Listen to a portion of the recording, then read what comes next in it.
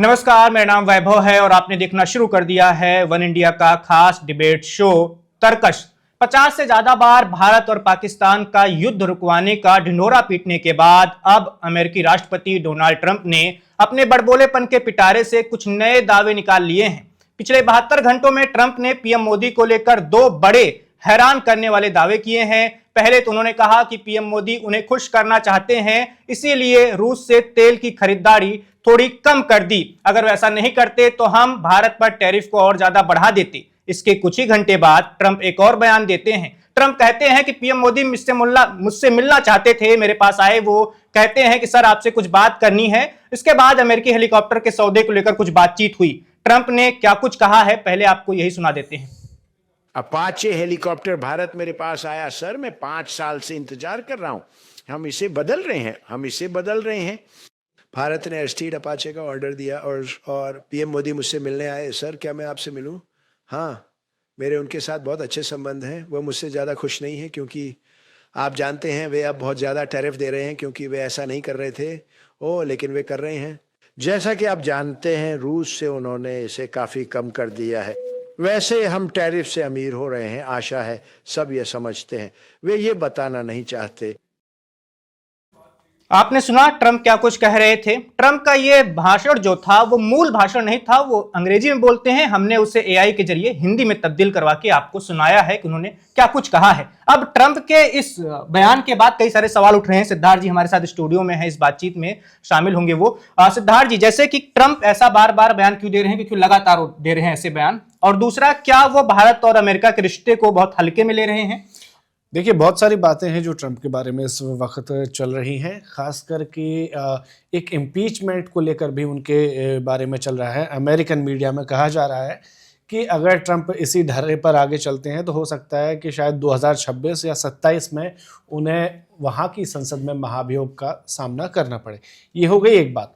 अब दूसरी बात यह है कि इंडिया रशिया से तेल खरीदता है। सही बात है, हम खरीदते हैं, हमारी ज़रूरतें हैं।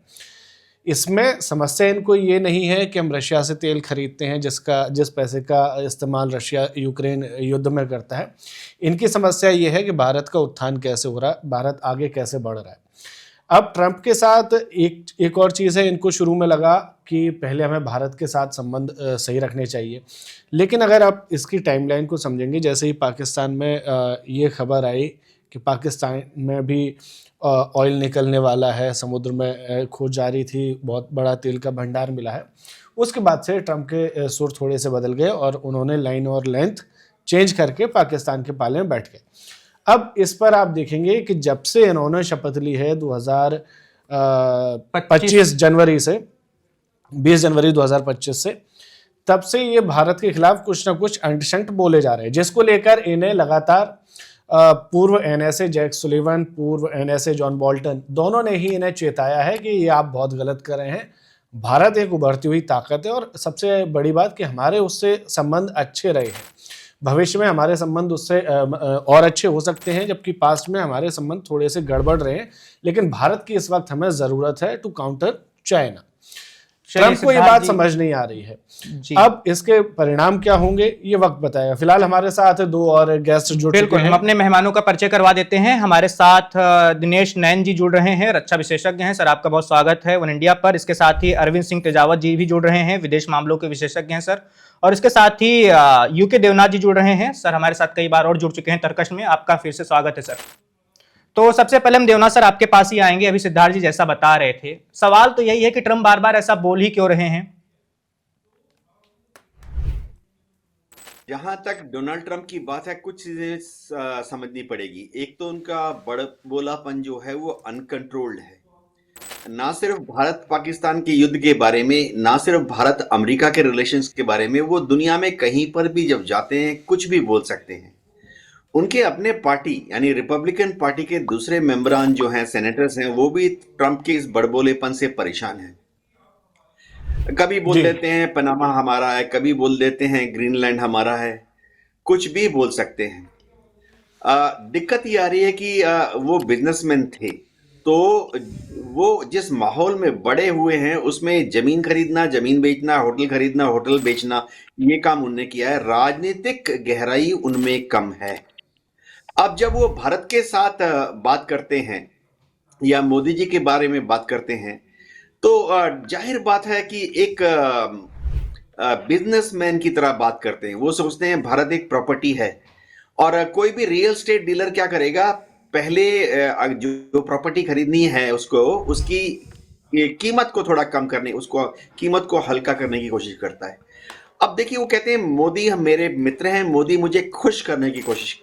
देखिए, मोदी अगर दुनिया में किसी वर्ल्ड लीडर के साथ खड़े हैं, हाथ मिला रहे हैं, गर्मजोशी से गले मिल रहे हैं, तो ठीक है, मित्रता दिखाई जा रही है। लेकिन उनका जो कहना है कि मोदी मुझे खुश करने की कोशिश कर रहे हैं, जी। ये दिखाता है कि उनमें राजनीतिक गहराई नहीं है।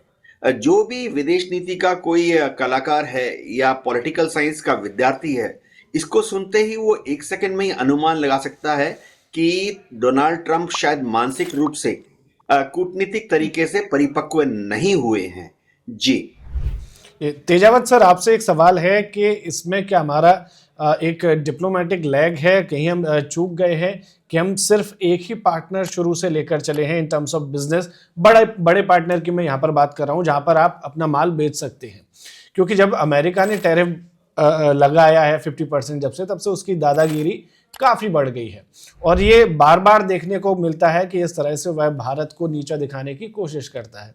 तो क्या भारत को समय रहते और पार्टनर बना लेने चाहिए थे ताकि हम ज़्यादा से ज़्यादा अपना बिजनेस बढ़ा सकें?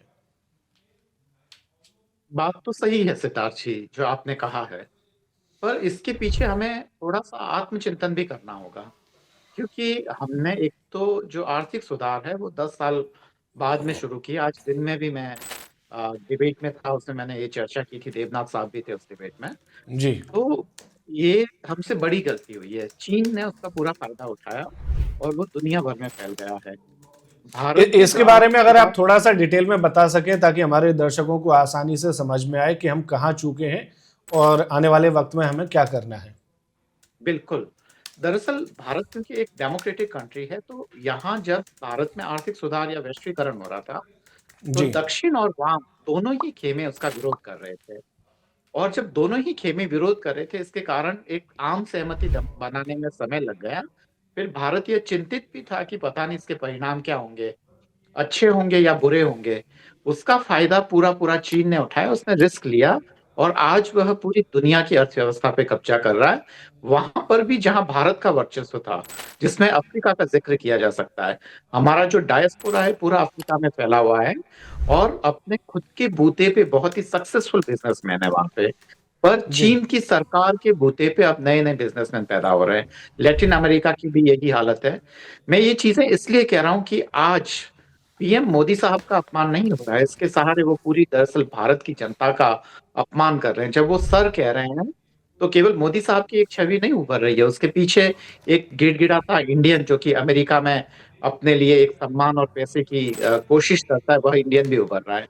और एक सबसे महत्वपूर्ण बात ये कि हमारे जो एलीट क्लास के जो बच्चे जो वहाँ एजुकेशन लेने जाते हैं, उससे कहीं ज़्यादा ज़रूरी है कि हमारे जो गरीब बच्चे हैं वो चीन में जाके स्किल सीखें।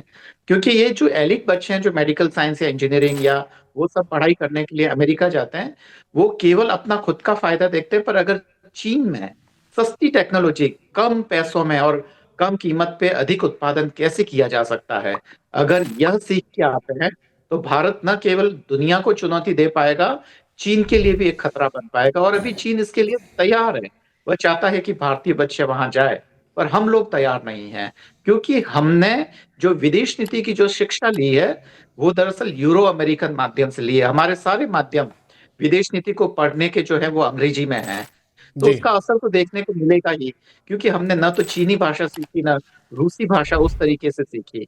पर यह भी सच है कि अगर हम अमेरिका से पूरा-पूरा पंगा लें, तो भारतीय अर्थव्यवस्था पे कितना असर पड़ेगा। हमारी जो जीडीपी है 1% से लेकर 1.5% तक कम हो जाएगी।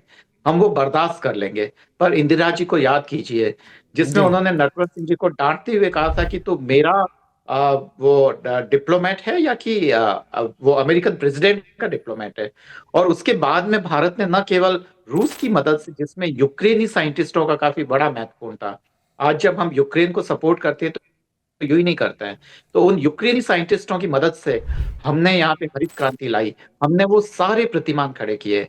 एक मुझे काफी दुख के साथ कहना पड़ रहा है कि भारत में जो ब्यूरोक्रेसी है, ये ब्यूरोक्रेटिक हर्डल के कारण हम विकास नहीं कर पा रहे हैं।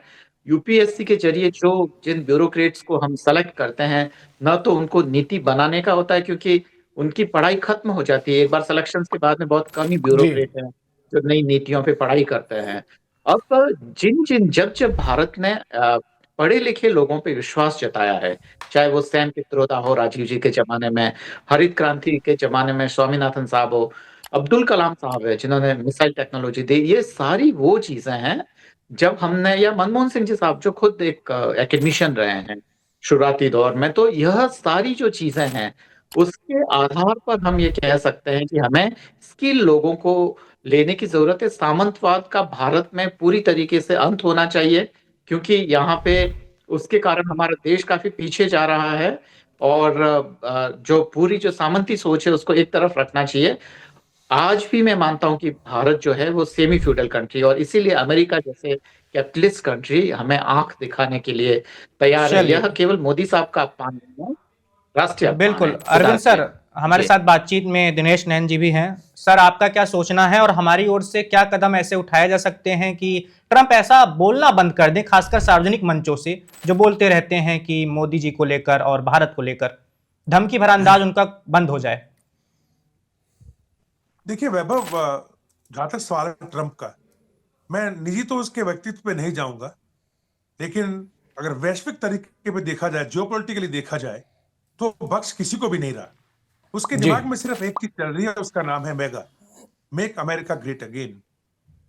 वो शायद हमें सूट ना करता हो, यूरोप को सूट ना करता हो, वेनेजुएला का भी ना करता हो, रूस और चाइना को भी ना करता हो, लेकिन अगर उसके हिसाब से देखा जाए, उसके देश के लिए जो करना चाह रहा है, मैं समझता हूं कहीं ना कहीं आप उसमें ट्रंप को थोड़ा बहुत तो क्रेडिट दोगे। वो ठीक बात है। ट्रंप क्या चाह रहा है, एक तरफ से शुरू करते हैं। यूक्रेन वॉर, ट्रंप ने रशिया को पूरा कर्टन के पीछे से खुली छूट दे दी। क्यों? नेटो के साथ में अपनी पार्लियामेंट यानी सेनेट के अंदर यहां तक बुलवा दिया कि नेटो तो बेकार है, बोझ है हमारे लिए, इट्स यूजलेस। क्यों? पूरे यूरोप को अकेला क्यों छोड़ने जा रहा है? बिकॉज यहां पे अमेरिका चाहता है कि रशिया भी कमजोर हो जाए और पूरा का पूरा यूरोप भी कमजोर हो जाए। तो डिपेंडेंसी कहां जाएगी? अमेरिका पर। वही डीप स्टेट। तो इसमें आप डोनाल्ड ट्रंप को गाली देने से क्या होगा? पावरफुल है, कर रहा है। अब आ जाते हैं उसके दूसरे घोषणाओं पे। वेनेजुएला हो या लैटिन अमेरिका के स्टेट हो, पनामा हो या मेक्सिको हो, जो भी, आप ग्रीनलैंड हो, लेगा वो, पक्का लेगा ग्रीनलैंड को, नहीं छोड़ेगा।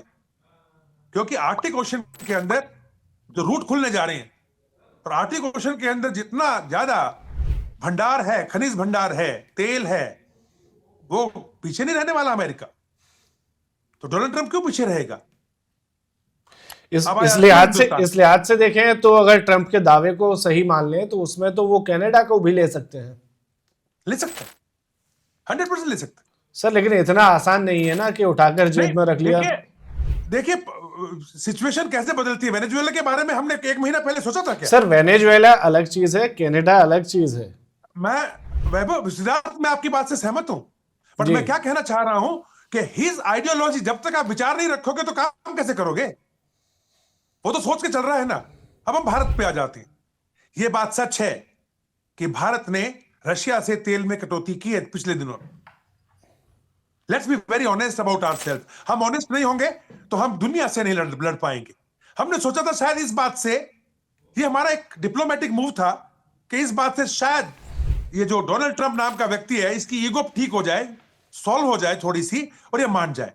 लेकिन हम ये नहीं देख रहे, यहां पे ध्यान नहीं दे रहे कि आज की तारीख में चाहे तेल हो, चाहे खनिज या रेयर अर्थ हो, पाकिस्तान के वो सूटकेस, ब्रीफकेस खोल के ऑफर कर चुके हैं आसिम मुनीर। दूसरा, अफगानिस्तान हो चाहे ईरान या मिडिल ईस्ट, इसके अंदर अब देखिए ना, हमास के को कंट्रोल करने के चक्कर तक में आसिम मुनीर को फंसा के बैठ गया। वो नहीं छोड़ रहा। और चाहता था कि चाइना उससे नाराज हो जाए। वो हो रहा है। फेवर किसका हो रहा है? Sir, United state of America. यहाँ पर सिद्धार्थ मैन, एक I'm चीज, coming to the logical points which we are talking discussing. I You agree asked with me कि what is the question? I completely agree with you sir. मुझे यहाँ पर ये समझाइए कि हम जो कहते हैं कि हम फोर्थ लार्जेस्ट इकोनॉमी हैं, हम वर्ल्ड पावर बनने वाले हैं, हम ये करने वाले हैं, हम वो करने वाले हैं, इन सब के बीच कोई एक आदमी हमारी 1 साल से बेइज्जती पर बेइज्जती किए जा रहा है और हम तमाशा देखे जा रहे हैं। क्या आपको नहीं लगता कि हमें चाइना की तरह स्टैंड लेना चाहिए कि आप 50 टैरिफ लगा रहे हो तो हम 100 लगा रहे हैं, आप 100 लगा रहे हो हम 150 लगा रहे हैं, आप 150 लगा रहे हो हम 200 लगा रहे हैं? सिद्धार्थ, मैं अरविंद जी की बात पे आऊंगा। उन्होंने एक पॉइंट बोला कि चाइना स्ट्रांग हो गया। चाइना अपने आप स्ट्रांग नहीं हुआ। कोल्ड वॉर के दौरान अमेरिका चाहता था कि रशिया का कोई काउंटर खड़ा हो उसके नेबर में, तो क्या कहते हैं उसको, फेवरेबल नेशन करके चाइना को पूरे ट्रेड में और हर चीज में बढ़ाने में इसी अमेरिका का हाथ है। हिंदुस्तान को नहीं दिया वो हाथ नहीं बढ़ाया हमारी तरफ, इनकी तरफ बढ़ा दिया था। सर उस टाइम पर हमारे रिलेशन अलग से अमेरिका से, हमारे रिलेशन अच्छे नहीं थे। हमारी साइड में रूस था, वो पाकिस्तान की साइड से खेल रहा था। That's what exactly. लेकिन चाइना बढ़ा कैसे आगे? यही तो मेन कारण था उसका। और चाइना आज इतना स्ट्रांग हो गया कि इसके लिए खुद के लिए मुसीबत बन रहा है, और वो अब क्या चाहता है, इंडिया उसका काउंटर करे। लेकिन प्रॉब्लम कहां आ रही है? पिछले टेन्योर के अंदर अगर हम देखें अमेरिका के, डोनाल्ड ट्रंप के क्वाड बनाने की कोशिश की, तो इंडिया ने क्वाड के अंदर भी मिलिट्री स्वरूप उसका जो है अपने आप को उसमें डालने में बिल्कुल हाथ खड़े कर दिए कि sorry.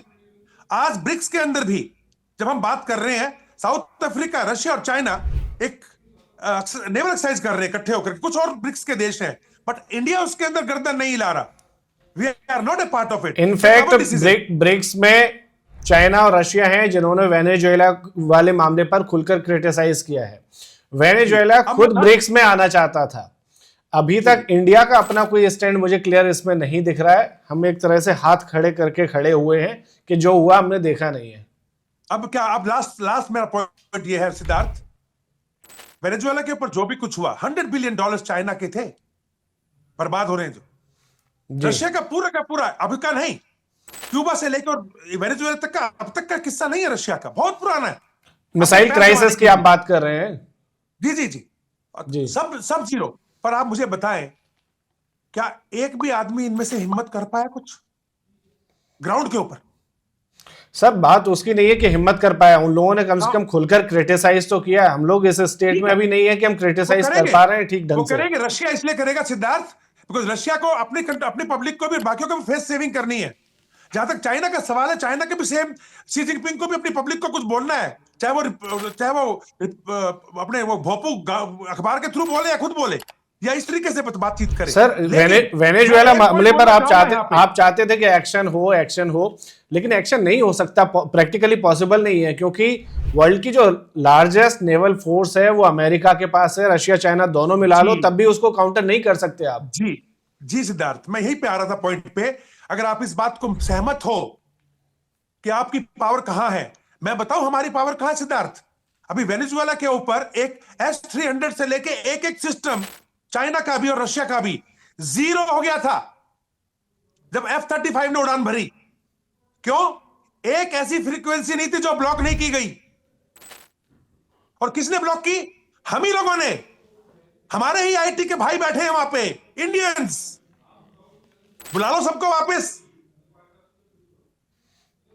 Right, I think I give my point to you.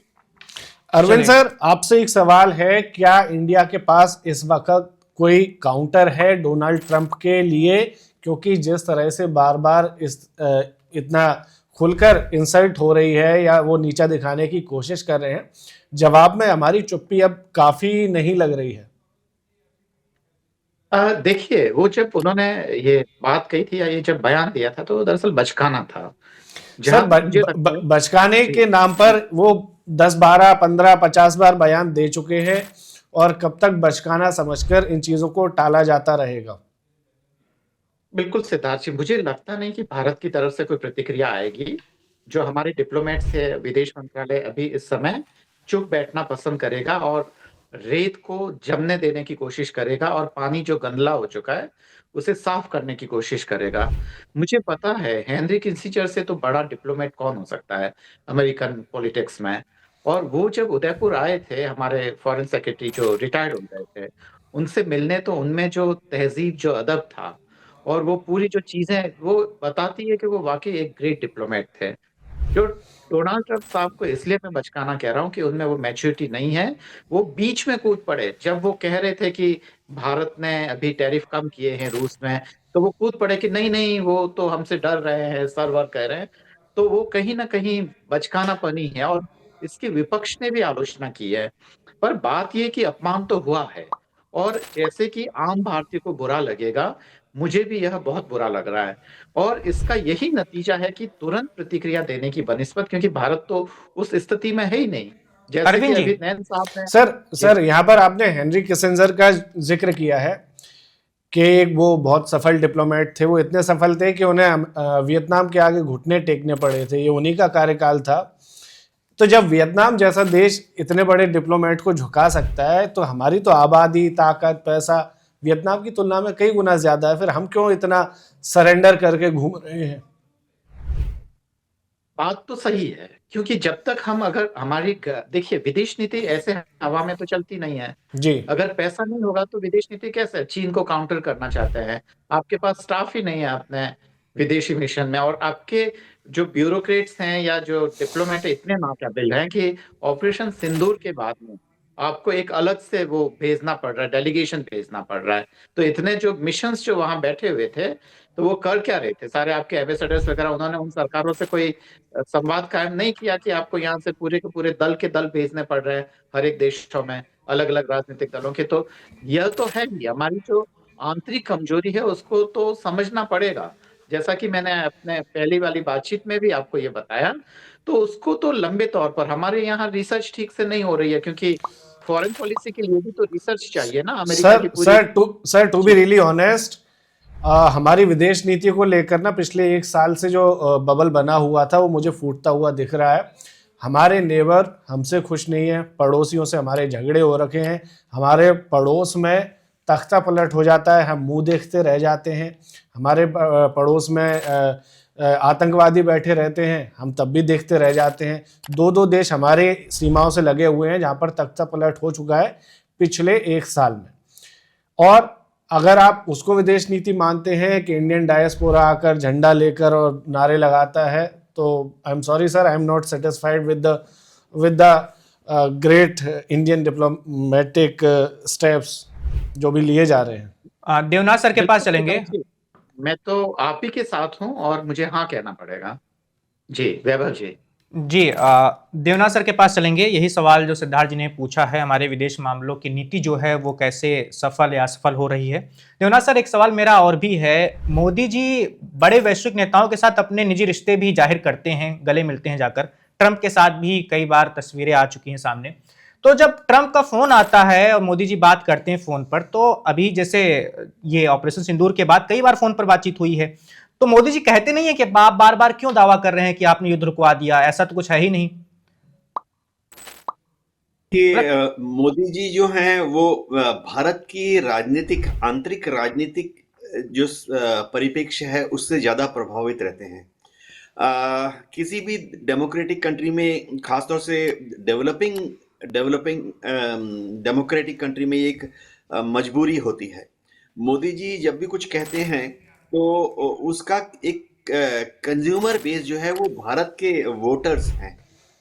तो जाहिर बात है वो दिखाना चाहेंगे भारतीय वोटर्स को, चाहे पक्ष के, उनके पक्ष में वोट देने वाले या विपक्ष के, कि वो महान है।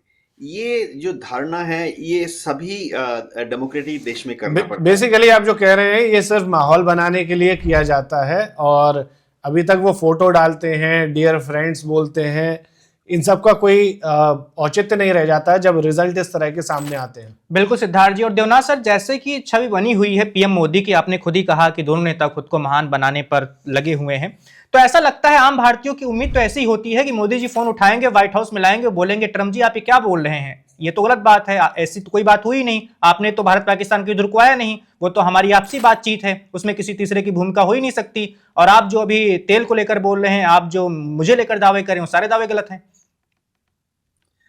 हाँ, होता ये है कि देखिए, मोदी जी भी भारत के प्रधानमंत्री हैं, गुजरात से आते हैं।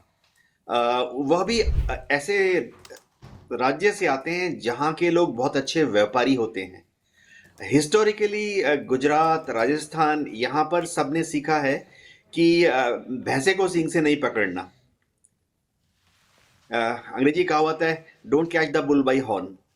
तो मोदी जी जब अमेरिका के साथ अपना व्यवहार करते हैं, जब डोनाल्ड ट्रंप के साथ अपना व्यवहार करते हैं, तो वह उनको ऐसा तो नहीं कहूंगा कि नाराज नहीं करना चाहते, लेकिन मोदी जी डोनाल्ड ट्रंप को डेफिनेटली दबाव में डालना नहीं चाहते, क्योंकि ये समझना पड़ेगा भारत की स्थिति थोड़ी सी अलग है। हम अमेरिका के साथ इतना ज्यादा घुल मिल चुके हैं, हमारी अर्थव्यवस्था अमेरिका के साथ इतनी ज्यादा घुल मिल चुकी है कि अमेरिका को अगर जुकाम आ जाए तो हमें बुखार आ जाता है। बड़ी तादाद में भारतीय वहां काम कर रहे हैं। H1B वीसा हर भारतीय का सपना होता है। उत्तर भारत, दक्षिण भारत में आप जाइए, पेरेंट्स जो हैं अपने जिंदगी भर की कमाई जमीन जायदाद बेच के अपने बच्चों को अमेरिका भेजना चाहते हैं। ऐसे में अगर मोदी वहां से 60 लोगों को भी जंजीरों में बांधकर वापस इंडिया भेज देते हैं, तो हमारा सोशल फैब्रिक ताना बाना टेंशन में आ जाता है। जी। हम IIT की बात कर रहे हैं, IIM की बात कर रहे हैं, वहां आप जाइए, हर टॉपर IIT का, IIM का, उसका एक ही लक्ष्य है कि 2 साल बाद, 4 साल बाद अमेरिका जाना है। एक सोशल ताना बाना कुछ है। मैं इंडियन एयरफोर्स में था। अब देखिए एयरफोर्स कितनी ज्यादा अमेरिका के साथ घुल मिल गई है। एयरफोर्स में हमने एक जमाना था, रशियन ट्रांसपोर्ट जहाज होते थे, AN-12 होता था।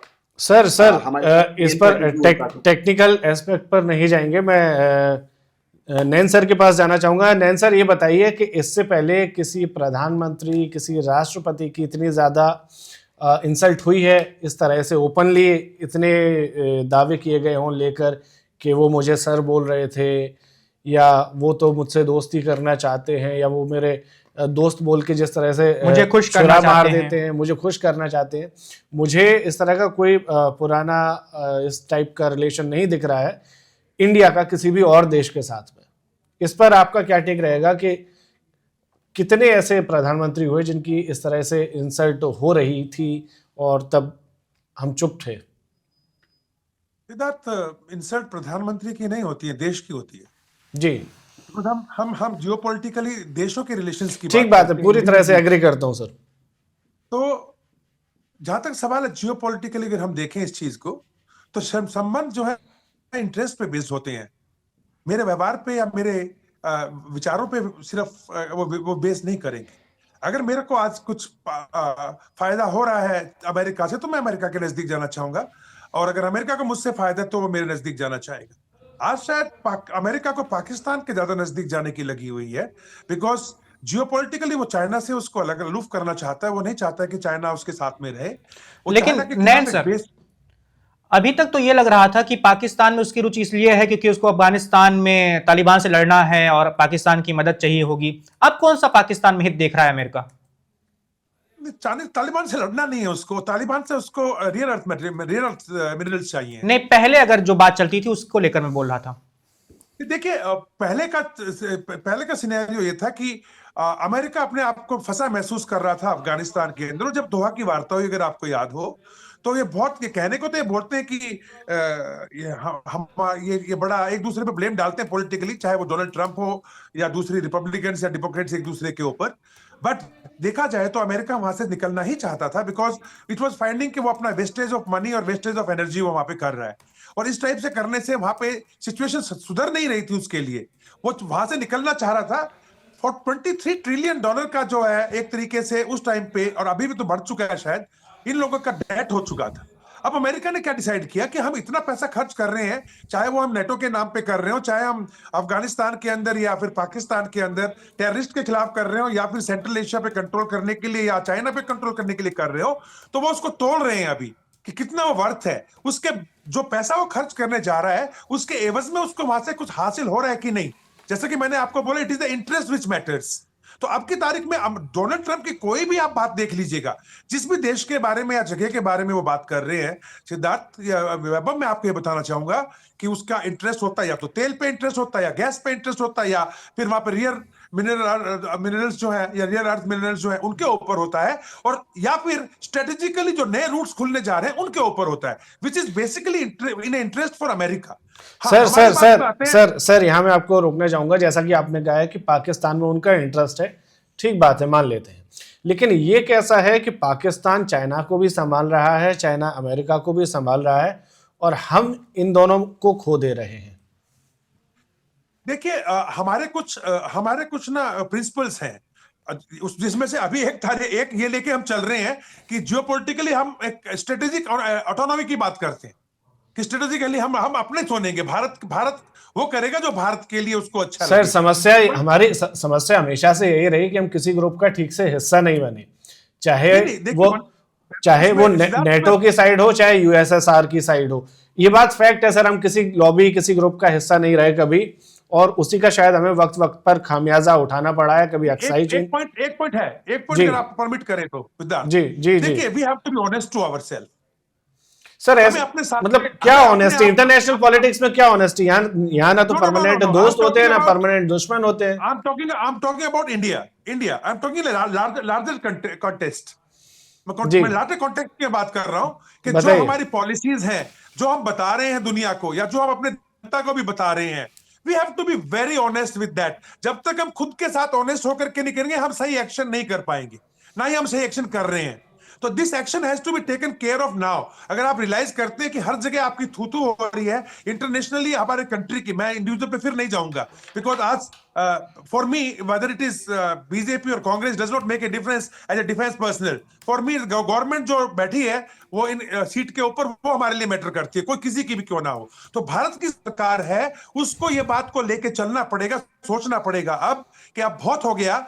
Now geopolitically we have to think inside, अपने अंदर देखना पड़ेगा, हमारी कमजोरियों को हमें पहचानना पड़ेगा। जी जी जी, अरविंद सर से एक सवाल है, जो विनय मोहन क्वात्रा है, हमारे एम्बेसडर हैं यूएस में, ये क्या कर रहे हैं सर? इतने साल से वहां पर है, इतना लंबा टाइम वहां पर ये दे चुके हैं, उसके बावजूद भी इस तरह के रिजल्ट सामने आ रहे हैं, और पता नहीं सरकार क्या बात करती है, इनसे क्या कहती होगी, क्या बताती होगी, लेकिन इनकी तरफ से जो रिजल्ट डिलीवर हो रहे हैं वर्तमान में, वो बहुत अच्छे नहीं कहे जाएंगे। आगे जब भी इतिहास उठाया जाएगा, कहा जाएगा कि विनय मोहन क्वात्रा वहां पर एम्बेसडर थे और तब ये सब हो रहा था। ऐसी बुरी जो हालात है बहुत सारे एम्बेसडर्स के साथ आई है। चीन में जब एम्बेसडर्स थे, और सर लेकिन चीन सुबह शाम ये तो नहीं बोलता ना कि वो मेरे सामने सर करके बात कर रहे थे, या वो मुझे खुश करना चाहते हैं, इस तरह की शब्दावली का इस्तेमाल नहीं करता, अमूमन कोई भी देश नहीं करता। सिद्धार्थ साहब देखिए, 71 में जब मेहता साहब थे, तो उनका बहुत अपमानजनक तरीके से वहां से उनकी पत्नी रमा जी, और उनको बहुत ही वहां से बेइज्जत करके भगाया गया था। रमा जी से तो मैं खुद मिला हूँ, बाहर आए, कार तक नहीं थी, वो लोग नंगे पांव पैदल पैदल जाके आए। इतना अपमान तो अभी अमेरिका ने नहीं किया है जितना चीन में हुआ था 71 के वॉर में। तो होती है, बुरी हालत होती है। गांधी जी ने भी अपमान किया था अमेरिका का, और जब अमेरिकन प्रेसिडेंट बार बार उन्हें बुला रहे थे तो कह रहे थे कि अमेरिका इस लायक नहीं है कि मैं वहां हूं, क्योंकि उस समय भारत का टाइम था। भारत ने जो साम्राज्यवाद को एकदम समेट कर उसके जो सूरज को एकदम अस्त कर दिया था, तो भारत का समय था। नेहरू बहुत ही अकड़ में थे, अमेरिका जाना पसंद नहीं करते थे वो, और वहां के प्रेसिडेंट ने जब कहा तो बहुत ही अपमानजनक पत्र लिखे, मैं उसका जिक्र नहीं करना चाहता। और सर लेकिन अभी जो गालियां पड़ रही हैं, अभी जो लानत बनानत की जा रही है, वो नेहरू जी की नहीं की जा रही है। मैं वही कह रहा हूँ सिद्धार्थ जी। तो ये बात है कि परिस्थितियां होती है। उस समय अमेरिका ने सुना हमारा, फिर इंदिरा जी का भी वक्त आया, उनको जी जिस तरीके से उन्होंने निक्सन को जवाब दिए हैं, जिस लहजे में, उम्मीद करता हूं कि इस तरह के लहजे पता नहीं कब हम दोबारा अपना पाएंगे। और एक और बात सिद्धार्थ जी, अगर आप इजाजत है तो कहना चाहता हूँ, आपने जो नॉन अलाइनमेंट मूवमेंट की जो आलोचना की है, मैं समझ सकता हूँ। हमने कश्मीर खोया है उसी कारण, और बहुत सारे नुकसान भी हुए हैं, मैं जानता हूँ। पर जो रूस कह रहा था कि चीन हमारा भाई है, अगर हम रूसी खेमे में चले जाते तो हमें कोई बचा पाता, है ना? अमेरिका ही आया था ना। और वैसे ही जब 7वां बेड़ा आया था तो हमें किसने बचाया था? रूस ने ही बचाया ना। रूस में। तो और क्या करते हम आजादी के बाद में सारा व्यापार खत्म कर देते उन देशों के साथ जो वो पता नहीं सर, लेकिन कई बार मुझे इस चीज़ की, जब भी मैं इंटरनेशनल अफेयर्स को पढ़ता हूँ या हिस्ट्री को पढ़ता हूँ, तो इस चीज़ की ये अक्सर कमी महसूस होती है कि हम उस लॉबी से हमेशा बाहर रहे। नॉन अलाइनमेंट के अलावा कुछ हो ही नहीं सकता था सिद्धार्थ जी। कारण ये कि परिस्थितियां ही ऐसी थी, हमारा जी। व्यापार बहुत फैला हुआ था ना उधर, तो संभव नहीं था कुछ चलिए और अब नीतियां। देवनाथ सर के पास चलते हैं। सर, एक आखिरी सवाल होगा इस बातचीत का। अभी सिद्धार्थ जी बात कर रहे थे, अभी नैन सर ने भी बात कही। जनवरी 2025 में जब ट्रंप दूसरे कार्यकाल के लिए व्हाइट हाउस पहुंचते हैं, तो क्या उस वक्त हमारे द्वारा कोई कूटनीतिक चूक हो गई? क्योंकि वो बिल्कुल बदल जाते हैं। पहले वाले कार्यकाल में तुमसे हमारे रिश्ते बहुत अच्छे होते हैं, लेकिन दूसरे वाले कार्यकाल में वो भारत की जगह पाकिस्तान को ज्यादा तवज्जो देने लगते हैं। इसमें कोई शक नहीं है कि अमेरिका के लिए पाकिस्तान हमेशा ज़्यादा प्यारा रहेगा, क्योंकि पाकिस्तान का इस्तेमाल करके वो चीन को काउंटर करना चाहते हैं, और वो कोशिश कर रहे हैं अमेरिका कि पाकिस्तान पूरी तरह से जाके चीन की गोद में ना बैठ जाए। देखिए, जहाँ तक जनवरी 2025 की आप बात कर रहे हैं, मोदी जी अगर 2 वाक्य बोल देते, ट्रंप ने 2 बार बोला कि F-35 खरीद लो, अगर हम थोड़ा सा रुचि दिखा देते, आज अमेरिका बहुत प्रसन्न होता। दूसरी चीज है, जब अमेरिका से शुरुआती दौर में हिंट आया कि ऑपरेशन सिंदूर उन्होंने रुकवाया, तो शायद एक कूटनीतिक भूल हो गई। डोमेस्टिक ऑडियंस को खुश करने के लिए हमने ऐसे कह दिया कि अमेरिका का कोई रोल नहीं था। पार्लियामेंट में भी मोदी जी ने जाके बोल दिया कि किसी भी देश के किसी भी नेता ने ऑपरेशन सिंदूर रोकने के लिए बात नहीं की। इससे जाहिर बात है डोनाल्ड ट्रंप को दुख हुआ, दिली दुख हुआ। हमें तो करना क्या चाहिए था सर? हाँ, देखिए, दिक्कत ये आ रही थी कि अगर जो हमारे यहाँ जो रूलिंग इलीट है, या जो सत्ता में जो लोग हैं, उन्हें लगा कि अगर हम इसको मान जाते हैं डोनाल्ड ट्रंप के दावे को, तो भारत में बहुत कुरकुरी होगी, विरोधी पक्ष को एक बहुत बड़ा हथियार मिल जाएगा थू-थू करने का। तो डिप्लोमेसी में एक बीच का रास्ता होता है। वो इस तरह से शब्द होते हैं, 7 या 8 शब्द। अमेरिका ने हमसे बात की, JD1 ने हमसे बात की, हमने उनके दिए गए बातों को संज्ञान में लिया है। उसके बाद भारत ने अपना डिसीजन खुद तय किया है। यानी हम थोड़ा सा credit, 15% credit Donald Trump JD1 को दे दी। अगर आप आज लेकिन भी मैं देवनाथ बताऊं, सर, वो क्रेडिट पर ही नहीं रुकने वाले थे। ट्रंप का तो ये भी, उनकी तो ये भी चाहत थी कि नोबेल पीस प्राइज के लिए हम उनका नाम आगे बढ़ाएं। देखिए, पाकिस्तान जो है उसने सबसे पहले दौड़ के ट्रॉफी ले ली इस पीस प्राइज वाले कहानी पर। भारत ने हमने डोनाल्ड ट्रंप का समर्थन नहीं किया, लेकिन एक ऐसा बयान जो कि बीच का रास्ता है दे सकते थे। मैं आपको बताता हूँ बयान क्या होना चाहिए था Donald Trump getting Nobel peace prize, कि अमेरिका एक महान देश है, डोनाल्ड ट्रंप एक महान राष्ट्रपति हैं, दुनिया में शांति के लिए काम कर रहे हैं, और अगर उनको नोबेल प्राइज मिलता है, मतलब हम रिकमेंड नहीं कर रहे हैं, हम बोलते कि अगर उनको डोनाल्ड ट्रंप को नोबेल प्राइज मिलता है तो भारत को खुशी होगी। यानी हम रिकमेंड नहीं कर रहे हैं, ऐतराज नहीं जता रहे। लेकिन सर, अगर हम ऐसा बोल देते और उसके कुछ ही दिन बाद ईरान पर बमबारी कर देता अमेरिका, तो हमारी थू-थू हो जाती हमारे देश में ही फिर, कि हम कैसे व्यक्ति को नोबेल पीस प्राइज देने की बात कर रहे हैं, खुशी जाहिर कर रहे हैं उनके लिए। वैभव जी, देखिए, भारत की अभी अंदरूनी हालत ऐसी है कि हम अमेरिका को नहीं पकड़ सकते। ईरान की बात आप कर रहे हैं, ईरान से तो अमेरिका ने हमें 2018 में काट दिया था। जब 2018 तक हम ईरान से कच्चा तेल लेते थे, सस्ते में मिलता था। नहीं सर, मेरा ये कहना है कि जिस व्यक्ति को हम नोबेल शांति पुरस्कार दिलवाने की बात कर रहे हैं, या उनको मिल जाए तो हम खुशी जाहिर करेंगे, वो व्यक्ति उसके काबिल भी तो होना चाहिए। वैभव जी, दुनिया में काफी सारे ऐसे मुल्क हैं जो कि शायद भारत के साथ व्यवहार करने के काबिल नहीं हैं, लेकिन हम उनके साथ व्यवहार करते हैं। शी जिनपिंग को हमने कभी क्रिटिसाइज नहीं किया। वो गलवान में घुसा है, 70 बिलियन डॉलर का व्यापार था, आज की तारीख में वो बढ़ के 120 बिलियन डॉलर हो गया। भारत सरकार का PIB का स्टेटमेंट है कि हम व्यापार चीन के साथ बढ़ाकर 180 बिलियन करेंगे। तो जरूरी नहीं है कि हर जगह पर हम आदर्शवादी बने, हमें यथार्थवादी बनना पड़ता है। क्या हम अमेरिका को बांध सकते हैं? असंभव। देखिए, हमारी पूरी की पूरी विदेश नीति अगर आप सोचें तो हमारे बेस्ट डिप्लोमेट्स कहाँ जाते हैं? पश्चिमी देशों में जाते हैं। जी हमारे जो सेकंड बेस्ट डिप्लोमेट हैं वो कम्युनिस्ट कंट्रीज में जाते हैं। तो ये हमें भूलना नहीं चाहिए। हमारे यहाँ जो बेस्ट माइंड हैं वो पढ़ाई लिखाई के लिए कहाँ जाते हैं? अमेरिका जाते हैं। सेकंड बेस्ट माइंड अब जाता है पढ़ाई लिखाई के लिए चीन या रशिया। तो ये यथार्थवादी सिचुएशन है। मैं फिर से छोटी सी बात कहूंगा, Indian air force, Indian army, Indian navy को पूरी तरह से हमने अमेरिका के हाथ बेच दिया है।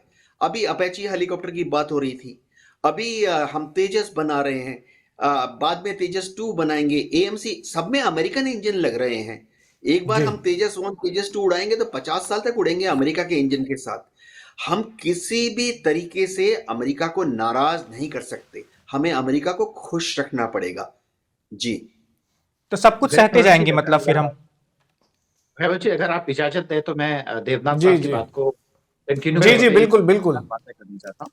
पहली बात तो ये सच है कि जो अफ्रीका में रहने वाले डिप्लोमेट है वो काफी दुखी रहते हैं, क्योंकि अभी हाल ही में 5 देशों की अफ्रीकी यात्राओं से और डिप्लोमेट से मिलना हुआ, तो मुझे अंदाज है।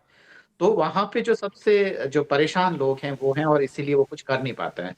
अब मैं देवनाथ साहब की एक बात से डिफर करता हूँ। वो कारण ये है कि वो जिस तरीके से कह रहे हैं उसी तरीके से भारत ने मनाही की थी कि वो नहीं है, काफी सॉफ्ट लहजा था जो मोदी साहब ने कहा, कोई ऐसे घमंड में नहीं कहा था। और ये कहना इसलिए जरूरी था कि अगर हम ये मान लेते कि उनकी मदद थी, तो जो शिमला समझौते में हमने जो पाकिस्तान और कोई तीसरी मध्यस्थता स्वीकार नहीं करेंगे, हम उससे विचलित हो रहे होते और ये भारत की विदेश नीति के लिए एक हम नया चैलेंज खड़ा कर देते। तो वो हमें नहीं करना था। जो किया वो एकदम बिल्कुल ठीक किया, मुझे जहां तक लगता है। वैभव जी। लेकिन देवनाथ सर का ये कहना है कि थोड़ा बहुत तो कर सकते थे, वो 15% की बात करें, वो पूरा देने, क्रेडिट देने की बात नहीं कर रहे। उतना ही किया जितना करना चाहिए था, उतना कर लिया था जहां तक मुझे लगता है। देखिए, मेरा शायद वाक्य समझ में नहीं आया। हम यह कह सकते थे कि अमेरिका ने हमसे बातचीत की, सलाह मशवरा की।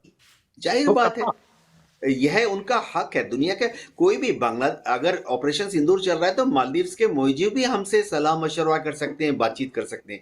इसमें शर्म की कोई बात नहीं है। अगर ऑपरेशन सिंदूर चल रहा है तो छोटा सा देश श्रीलंका, उनके प्रधानमंत्री भी हमारे प्रधानमंत्री के साथ बात कर सकते हैं।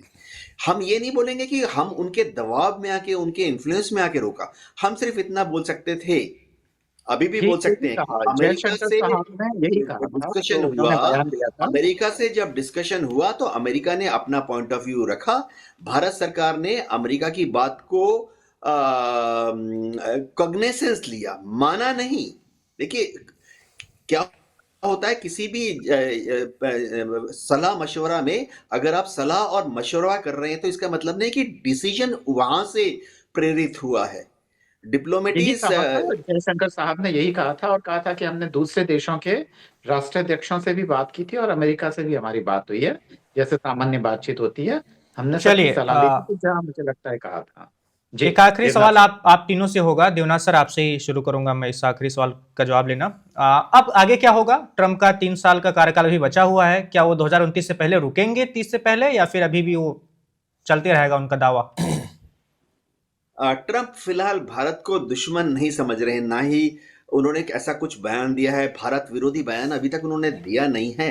अभी भी कह रहे हैं कि मोदी मेरे मित्र हैं। शायद समय आ गया है कि हमें ट्रंप साहब को हैंडल करते वक्त खुश करने की जरूरत नहीं है, लेकिन पीठ तो सहला ही सकते हैं।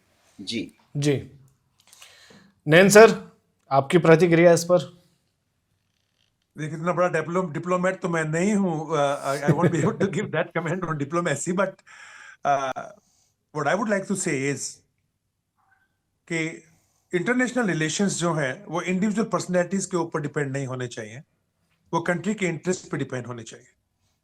मैंने जब बोला था अभी थोड़ी देर पहले कि हमें इंटरनली देखना चाहिए, हमें ये देखना चाहिए कि हमारी वीकनेस और स्ट्रेंथ क्या क्या हैं, और हम उसे झूठ मूठ मान के अपने हवा भर के चलते रहेंगे तो डेफिनेटली, चाहे वो पीस हो, चाहे वॉर हो, चाहे वो डिप्लोमेसी हो, चाहे वो इकोनॉमिकल फ्रंट हो, हम फिर मात खा जाएंगे। और तीसरा, हमें यह नहीं भूलना चाहिए कि हमारी मजबूती क्या है। भारत के अंदर आज जो पॉपुलेशन है पूरी दुनिया में सबसे ज्यादा है, इसके पास सबसे ज्यादा यूथ की फोर्स है, इसके पास सबसे बड़ी मार्केट है, और ये सेंट्रली जियोपॉलिटिकली आज की तारीख के अंदर भारत को अगर आप देखें तो चीन हो या फिर आपका इंडो पैसिफिक हो, उसके लिए भारत का खासकर इंडियन ओशन को मिला के एक जी। बहुत बड़ा स्ट्रेटेजिक इंपॉर्टेंस है।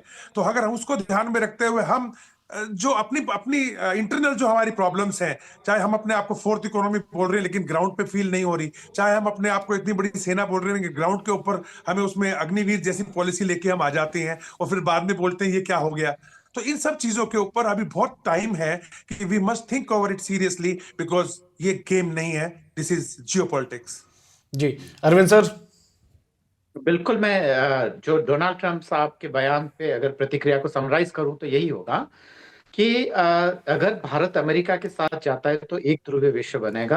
अगर भारत चीन और रूस के खेमे में जाता है तो बहुध्रुवीय विश्व की निर्माण होगा। और एक ध्रुवीय विश्व में भारत को अमेरिका के मातहत काम करना पड़ेगा। ट्रंप साहब का बयान ये बताता है कि भारत झुक जाओ, तभी हम साथ में काम करेंगे, नहीं तो नहीं कर पाएंगे। इस बयान को ऐसे ही लेना चाहिए। सिद्धार्थ जी। जी चलिए, आप तीनों का इस बातचीत में शामिल होने के लिए बहुत बहुत धन्यवाद। और आज तर्कश में बस इतना ही। और भारत और अमेरिका के रिश्ते कैसे हैं जग जाहिर है, ट्रंप जो बयान दे लेकिन रहे हैं। वैभव अभी 36 महीने बाकी हैं जी। अगर इस महीने को भी हम काउंट करेंगे तो 37, और ये घड़ी अभी मुश्किल है भारत के लिए, क्योंकि इस तरह की बयानबाजी पिछले 12 महीनों में अगर देखी जाए तो भारत के लिए बिल्कुल भी अच्छी नहीं कही जा सकती। साथ ही हम एक युद्ध लड़ चुके हैं, उसमें भी हमारी स्थिति जो थी सेना की बहुत अच्छी थी, लेकिन नैरेटिव ऐसा गढ़ा गया जहां पर हम चूक गए, ऐसा बहुत जगह पर कहा गया, सुना गया। लिहाजा हमें अब अपने हिसाब से ये गेम खेलना पड़ेगा, एक अपना खुद का संगठन खड़ा करना पड़ेगा, तभी हम इस गेम को सरवाइव कर सकते हैं, जीत सकते हैं। आगे इसमें क्या क्या होता है, 36 महीने बाकी है जैसा कहा, तो बहुत कुछ देखना भी बाकी है। बिल्कुल, आप सभी का धन्यवाद। और आप बाकी की दुनिया की खबरें जानने समझने के लिए, देखने के लिए आप बने रहिए वन इंडिया पर।